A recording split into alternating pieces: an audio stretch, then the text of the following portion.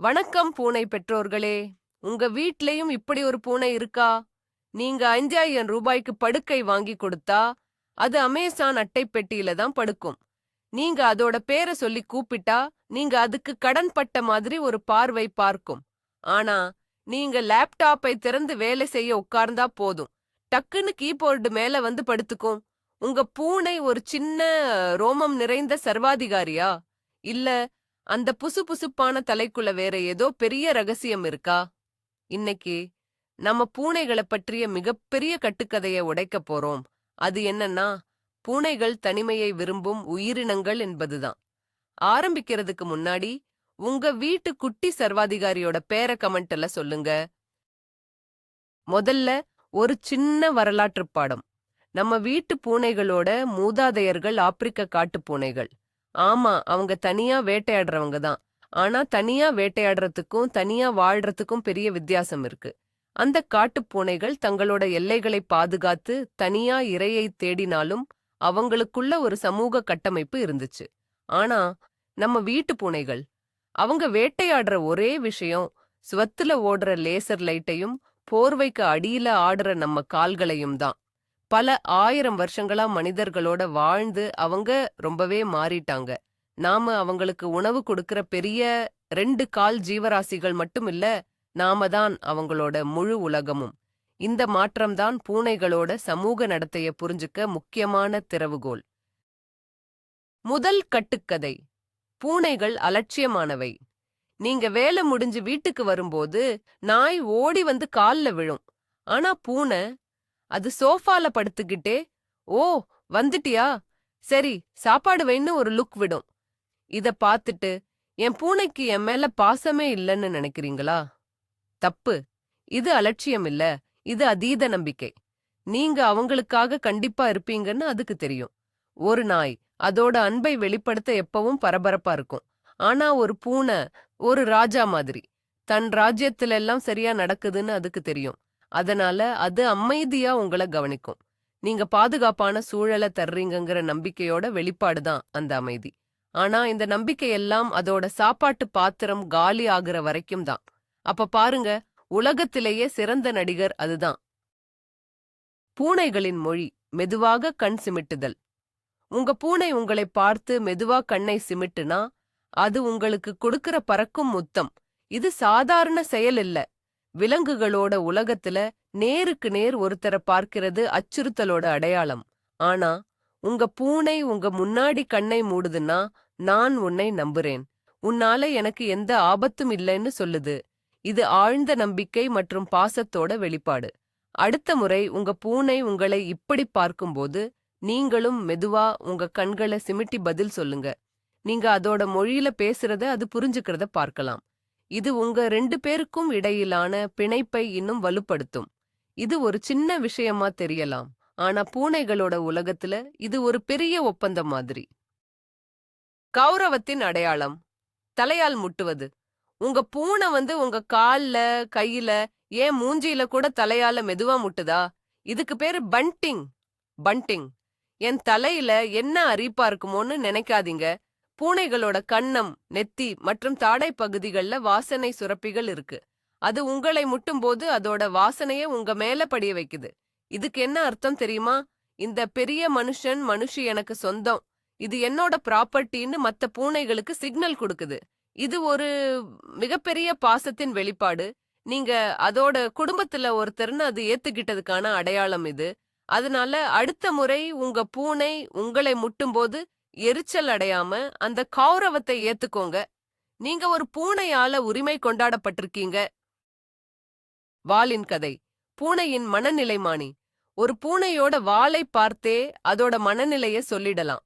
அதோட வால் ஒரு கேள்விக்குறி, குவெஸ்டன் மார்க் மாதிரி வளைஞ்சிருந்தா அது ரொம்ப சந்தோஷமா உங்களோட விளையாட தயாரா இருக்குன்னு அர்த்தம். வால் நேரா, நுனி மட்டும் லேசா ஆடுச்சுன்னா அது எதையோ ஆர்வமா கவனிக்குதுன்னு அர்த்தம். வாழை காலுக்கு நடுவுல வச்சிருந்தா அது பயந்து போயிருக்கு. அதே வால் ஒரு பைன் மரம் மாதிரி புசு புசுன்னு பெருசாயிடுச்சுன்னா அது பயங்கர கோவத்துல இல்லைன்னா அதிர்ச்சியில இருக்குன்னு அர்த்தம். இந்த வால் அசைவுகள் எல்லாமே அதோட சமூக தொடர்புகளுக்கான சிக்னல்கள். அது எப்படி உணருதுன்னு நமக்கு சொல்ல முயற்சி பண்ணுது. இனிமே உங்க பூனை கிட்ட பேசுறதுக்கு முன்னாடி அதோட வால் என்ன சொல்லுதுன்னு ஒரு நிமிஷம் கவனிங்க. உங்க உரையாடல் இன்னும் சுலபமா இருக்கும். அன்பின் பிசைதல், ரொட்டி செய்வது. உங்க பூனை உங்க மடியில படுத்துக்கிட்டு அதோட முன்னங்கால்களால மெதுவா பிசையிற மாதிரி செய்யுதா? இத நீடிங் நீடிங் அல்லது ரொட்டி செய்வதுன்னு சொல்லுவாங்க. இதுக்கு காரணம், அது குட்டியா இருந்தப்ப அம்மா பூனை கிட்ட பால் குடிக்கும்போது பால் சுரப்பை தூண்ட இப்படித்தான் பிசையும். அது வளர்ந்த பிறகும் உங்ககிட்ட இப்படி செய்யுதுன்னா அது உங்கள அதோட அம்மா இடத்துல வச்சு பார்க்குதுன்னு அர்த்தம். உங்ககிட்ட அது ரொம்ப பாதுகாப்பாகவும் சௌகரியமாகவும் அன்பாகவும் உணருது. சில சமயம் அதோட நகம் குத்தும் வலிக்கும். ஆனா அது உங்களை காயப்படுத்தணும்னு செய்யல. அது அதோட ஆழ்ந்த அன்பையும் குழந்தை பருவத்து ஏக்கத்தையும் வெளிப்படுத்துது. அதனால லேசா வலிச்சாலும் அந்த அன்பான தருணத்தை ரசிங்க. பரிசுகளின் பயங்கரம், வேட்டையாடிய இரைகள். ஒரு நாள் காலையில எந்திரிச்சு பார்க்கும்போது உங்க வீட்டு வாசல்ல ஒரு செத்த எலி, கரப்பான் பூச்சி இல்லன்னா ஒரு பல்லி கிடக்குதா? அத பார்த்து பயந்து கத்தாதீங்க. உங்க பூனை உங்கள மிரட்டல. அது உங்களுக்கு பரிசு கொடுத்திருக்கு. ஆமா, அது ஒரு பரிசுதான். பூனைகளோட பார்வையில நம்ம வேட்டையாடத் தெரியாத, திறமையில்லாத பெரிய பூனைகள். அதனால நம்ம பசியைப் போக்க அது வேட்டையாடி நமக்கு சாப்பாடு கொண்டு வருது. இது ஒரு குடும்ப உறுப்பினரை கவனிச்சுக்கிறதோட அடையாளம். நான் உனக்கு சாப்பாடு கொண்டு வந்திருக்கேன், கவலைப்படாதேன்னு அது சொல்லுது. அது நமக்கு அருவருப்பா இருக்கலாம். ஆனா அதோட நோக்கத்தை புரிஞ்சுக்கிட்டா அது எவ்வளோ பெரிய அன்புன்னு தெரியும். அடுத்த முறை இப்படி நடந்தா திட்டாம மெதுவா அதை அப்புறப்படுத்திட்டு உங்க பூனைய பாராட்டுங்க. நிழலாக பின்தொடர்தல், காப்பி கேட். நீங்க கிச்சனுக்கு போனா அதுவும் வரும். பாத்ரூம் போனா கதவுக்கு வெளியில உட்கார்ந்துக்கும். நீங்க ஹால்ல உட்கார்ந்தா உங்க பக்கத்துல வந்து படுத்துக்கும். இதுக்கு வேற வேலையே இல்லையான்னு யோசிக்கிறீங்களா? இதுதான் அதுக்கு முக்கியமான வேலை. உங்கள பின்தொடர்றது மூலமா அது உங்களோட வலுவான பிணைப்பை காட்டுது. நீங்க தான் அதோட உலகின் மையம். உங்களோட சேர்ந்தே இருக்க அது விரும்புது.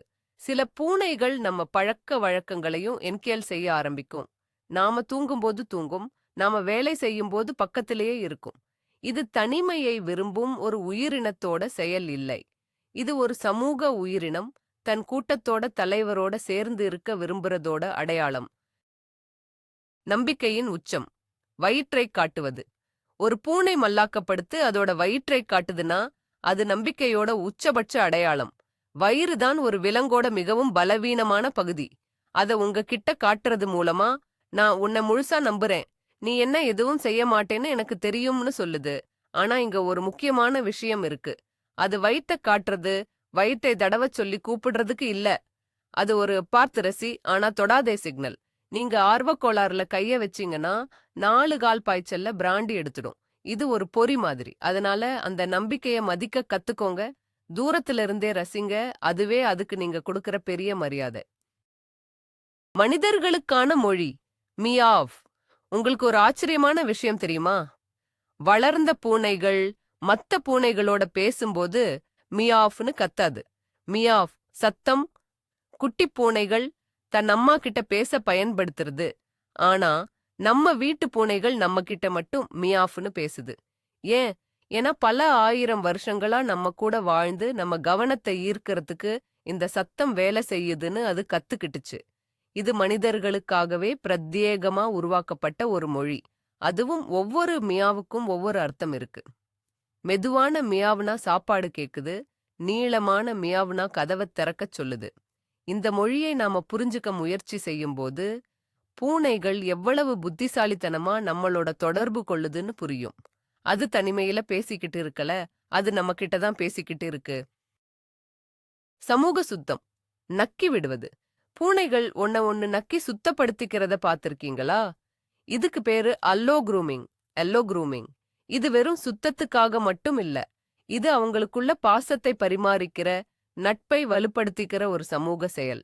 உங்க பூனை உங்கள நக்க ஆரம்பிச்சா அதோட சொரப்பான நாக்கு உங்களுக்கு வித்தியாசமா இருக்கலாம். ஆனா அது உங்களை தன் குடும்பத்துல ஒருத்தரா, தன் கூட்டத்துல ஒரு அங்கமா ஏத்துக்கிட்டதுக்கான அடையாளம். அது உங்களை சுத்தப்படுத்துறது மூலமா நாம 2 பேரும் ஒரே டீம்னு சொல்லுது. இது ஒரு பெரிய கௌரவம். அதனால அடுத்த முறை உங்க பூனை உங்களை நக்கும்போது கைய உதறாம அதுக்கு பதிலா மெதுவா டீலைட் லூட்டி கொட்டுங்க. அந்த சமூக பிணைப்ப நீங்களும் ஏத்துக்கிட்டீங்கன்னு அது புரிஞ்சுக்கிறதுக்கு இது உதவும். சுதந்திரமான பூனை என்ற கட்டுக்கதை. இதுதான் பூனைகளைப் பற்றிய மிகவும் ஆபத்தான கட்டுக்கதை. பூனைகள் சுதந்திரமானவை, அவங்கள தனியா விட்டாலும் சமாளிச்சுக்கும்னு நிறைய பேர் நினைக்கிறாங்க. இதனால பூனைகளை பல நாட்கள் வீட்ல தனியா விட்டுட்டு டூர் போறவங்களும் இருக்காங்க. இது மிகப்பெரிய தவறு. பூனைகள் தங்கள சுத்தமா வச்சுக்கும், சாப்பாடு இருந்தா சாப்பிடும். ஆனா அதுக்கு சமூக தொடர்பு ரொம்ப முக்கியம்.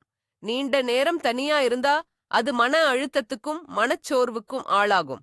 இதனால அளவுக்கு அதிகமா தன்னைத்தானே நக்கி புண்ணாக்குறது, வீட்ல பொருட்களை சேதப்படுத்துறது, சாப்பாடு பழக்கத்துல மாற்றம் போன்ற நடத்தை சிக்கல்கள் வரலாம். பூனைக்கு சுதந்திரம் தேவைதான், ஆனா தனிமை தேவையில்ல. இந்த வித்தியாசத்தை நாம புரிஞ்சுக்கணும். பூனைகள் தனிமையை உணருமா? நிச்சயம் உணரும். ஆமா, நாய்களைப் போலவே பூனைகளும் தனிமையை உணரும். ஆனா அதை வெளிக்காட்டுற விதம் வேற மாதிரி இருக்கும். உங்க பூனை தனிமையில வாடுதுன்னு எப்படி தெரிஞ்சுக்கிறது? சில அறிகுறிகள் இருக்கு. அது வழக்கத்தை விட அதிகமா கத்த ஆரம்பிக்கும், உங்க கவனத்தை ஈர்க்க முயற்சி பண்ணும். சில சமயம் நீங்க வீட்ல இல்லாதப்போ உங்க துணி மேல சிறுநீர் கழிக்கலாம். இது கோபத்துல செய்யறது இல்ல. உங்களோட வாசனை இருக்கிற இடத்துல அது தன்னோட வாசனைய கலக்கிறது மூலமா ஒருவித பாதுகாப்பு உணர்வை தேடிக்குது. சில பூனைகள் மன அழுத்தத்துல அதிகமா சாப்பிட ஆரம்பிக்கும், சில சாப்பிடாம ஒல்லியாகிடும். இந்த அறிகுறிகளை நாம சரியா புரிஞ்சுக்கிட்டு அதுக்கு தேவையான நேரத்தையும் அன்பையும் கொடுக்கணும். அது ஒரு பொருள் இல்ல, அது ஒரு உயிர். தெருப்பூனைகளின் சமூக வாழ்க்கை. காட்டுல பூனைகள் தனியா வாழுது, அதனால வீட்டு பூனைக்கும் தனிமை பிடிக்கும்னு சிலர் வாதிடுவாங்க. ஆனா தெருக்கள்ல வாழ்ற பூனைகளை கவனிச்சு பாருங்க. அவங்க தனியா இருக்கிறது இல்ல. குறிப்பா பெண் பூனைகள் ஒரு பெரிய கூட்டமா ஒரு காலனியா வாழும். இந்த காலனிகள்ல ஒரு சிக்கலான சமூக கட்டமைப்பு இருக்கும். அவங்க ஒன்னா சேர்ந்து குட்டிகளை வளர்க்கும், உணவை பகிர்ந்துக்கும், ஆபத்து வந்தா ஒன்னா சேர்ந்து எதிர்த்து நிக்கும். இது என்ன காட்டுது? பூனைகள் இயல்பிலேயே தனிமையை விரும்புற உயிரினங்கள் இல்ல. போதுமான உணவு மற்றும் பாதுகாப்பு கிடைக்கும்போது அவங்க சமூகமா வாழவே விரும்புறாங்க. நம்ம வீடுகள்ல நாம தான் அவங்களோட காலனி, நாம தான் அவங்களோட கூட்டம். இத நாம மறக்கவே கூடாது. இந்த கட்டுக்கதை ஏன் உருவானது? சரி, பூனைகள் தனிமையை விரும்பும் என்ற எண்ணம் எப்படி இவ்வளவு பிரபலமாச்சு? இதுக்கு முக்கிய காரணம் நாம பூனைகளை நாய்களோட ஒப்பிடுறதுதான். ஒரு நாய் தன் அன்பை வெளிப்படையா சத்தமா காட்டும், வாலை ஆட்டும், மேல ஏறி குதிக்கும், முகம் முழுக்க நக்கும். அது ஒரு எக்ஸ்ட்ரவர்ட் மாதிரி. ஆனா பூனைகள் ஒரு இன்ட்ரவர்ட் மாதிரி. அவங்க அன்ப அமைதியா நுட்பமா காட்டுவாங்க.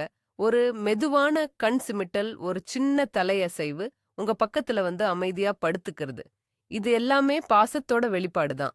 நம்ம அவங்களோட மொழிய கத்துக்க முயற்சி செய்யாம நம்ம மொழியில அவங்க பேசணும்னு எதிர்பார்க்கிறோம். அதனாலதான் பூனைகள் அலட்சியமா இருக்கிற மாதிரி நமக்கு தோணுது. பிரச்சனை பூனைகிட்ட இல்ல, நம்ம புரிதல்ல தான் இருக்கு. விளையாட்டின் முக்கியத்துவம். பூனைகளோட விளையாடுறது வெறும் பொழுதுபோக்கு இல்ல. அது ஒரு முக்கியமான சமூக செயல். நீங்க ஒரு இறகு பொம்மைய ஆட்டும்போது பூனை அதை துரத்தி பிடிக்குது. இது அதுக்கு வேட்டையாடுற உணர்வை தருது. நீங்க 2 பேரும் சேர்ந்து ஒரு குழுவா வேட்டையாடுற மாதிரி அது உணருது. இது உங்களுக்கும் அதுக்கும் இடையிலான பிணைப்பை பல மடங்கு அதிகரிக்கும். ஒரு நாளைக்கு குறைஞ்சது 15-20 நிமிஷமாவது உங்க பூனையோட விளையாடுங்க. இது அதோட உடல் ஆரோக்கியத்துக்கு மட்டும் இல்லை, மன ஆரோக்கியத்துக்கும் ரொம்ப முக்கியம். விளையாடி முடிச்சதும் அதுக்கு சின்னதா ஒரு ட்ரீட் கொடுங்க. இது வேட்டை பிடித்தல், சாப்பிடுதல் என்ற அதோட இயல்பான சுழற்சியை பூர்த்தி செய்யும். ஒரு சந்தோஷமான பூனை ஒரு அன்பான பூனையாக இருக்கும். 2வது பூனை தேவையா? ஒரு பூனை தனிமையில வாடுறத பார்த்துட்டு சரி அதுக்கு துணையா இன்னொரு பூனைய வாங்கி விடலாம்னு சிலர் யோசிப்பாங்க. இது ஒரு நல்ல யோசனை தான், ஆனா இத ரொம்ப கவனமா செய்யணும். பூனைகள் தன் எல்லை விஷயத்துல ரொம்ப கிராரா இருக்கும். புதுசா ஒரு பூனைய டக்குன்னு வீட்டுக்குள்ள விட்டா பழைய பூனை அதை எதிரியா நினைச்சு சண்டை போட ஆரம்பிக்கும். 2 பூனைகளையும் மெதுவா படிப்படியா அறிமுகப்படுத்தணும். முதல்ல தனித்தனி அறைகள்ல வச்சு வாசனைய மட்டும் பரிமாறிக்க விடணும். அப்புறம் கொஞ்சம் கொஞ்சமா பார்க்க விடணும். இந்த செயல்முறைக்கு பல நாட்கள், ஏன் வாரங்கள் கூட ஆகலாம். ஆனா நீங்க பொறுமையா செஞ்சீங்கன்னா அவங்க 2 பேரும் நல்ல நண்பர்களாகி ஒருத்தருக்கு ஒருத்தர் துணையா இருப்பாங்க. இதுவே பூனைகள் சமூக உயிரினங்கள் என்பதற்கு ஒரு சிறந்த சான்று. மனிதன் ஒரு சமூக பங்குதாரர். உங்க வீட்ல ஒரே ஒரு பூனை மட்டும் இருந்தா நீங்க தான் அதோட முழு சமூக உலகமும். நீங்க தான் அதோட அம்மா, அப்பா, அண்ணன், தங்கை, சிறந்த நண்பன், விளையாட்டுத் தோழன் எல்லாமே. உங்களோட குரல், உங்களோட வாசனை, உங்களோட அன்றாட பழக்க வழக்கங்கள் இதுதான் அதோட வாழ்க்கைய வரையறுக்குது. நீங்க ஆபீஸ் போயிட்டு வர்ற வரைக்கும் அது உங்களுக்காக தான் காத்துக்கிட்டு இருக்கு. நீங்க சோகமா இருந்தா அதுக்கு புரியும். நீங்க சந்தோஷமா இருந்தா அதுவும் உற்சாகமாகும். நாம நினைக்கிறத விட பூனைகள் நம்மளோட உணர்வு பூர்வமா ரொம்ப ஆழமா இணைஞ்சிருக்கு.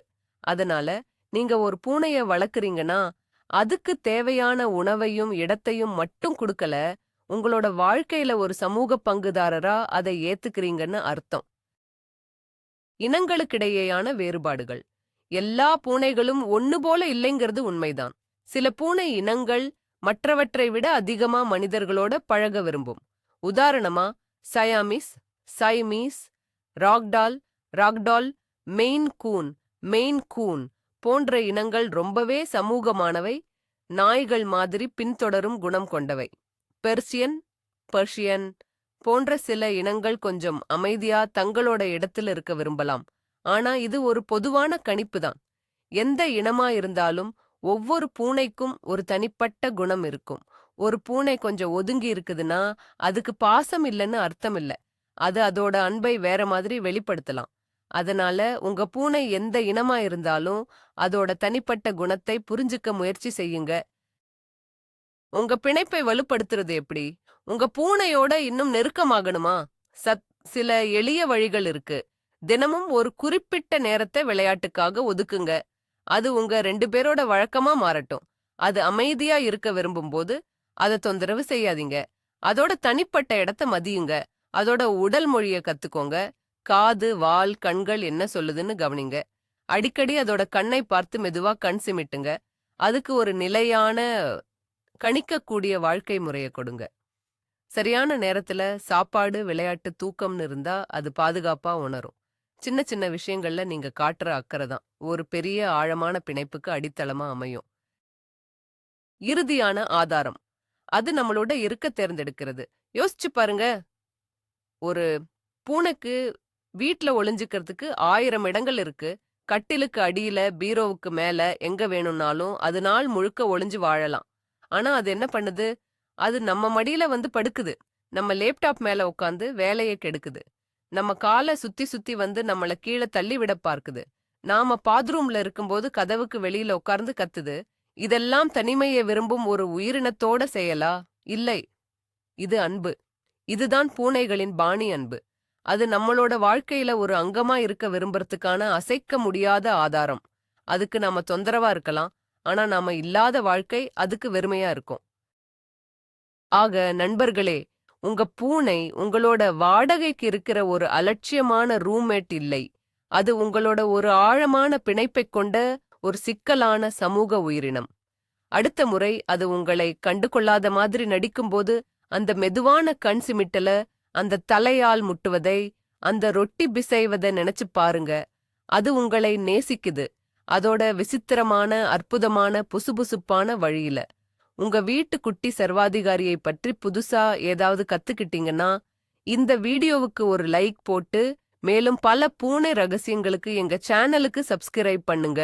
உங்க பூனை உங்களை வெறுக்குதுன்னு நினைக்கிற உங்க நண்பருக்கு இந்த வீடியோவை ஷேர் பண்ணுங்க. கடைசியா ஒரு கேள்வி. உங்க பூனை அதோட அன்பை உங்களுக்கு காட்டுற விசித்திரமான வழி என்ன? கீழே கமெண்ட்ஸ்ல சொல்லுங்க.